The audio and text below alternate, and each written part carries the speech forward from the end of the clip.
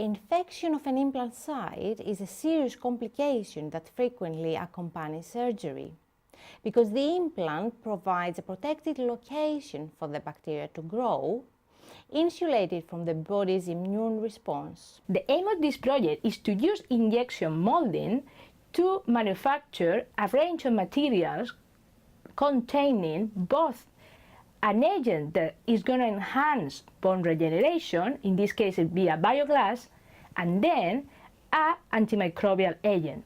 These bifunctional antibacterial devices with bone-enhanced regenerative properties will help prevent critical bone-associated diseases, including bone infections. MeDe Innovations gave us the chance to compete for funding at a Dragon Den-style event.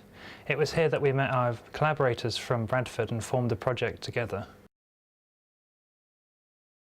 So this sandpit helped me to establish a great collaboration with a world-leading group in the area of bioengineering and health technologies at the University of Sheffield, thanks to MeDe initiation to bring universities together. MeDe in particular was very keen on finding collaborations with different universities, and that's how I met people at Sheffield, Nottingham and Newcastle.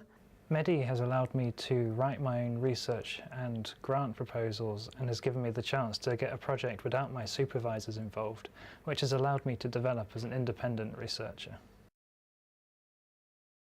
The sandpit event was, again, something really special that MeDe offered young researchers, the chance to actually formulate projects, the whole process of conception through to actually submission, and in this case actually getting some successful projects off the ground.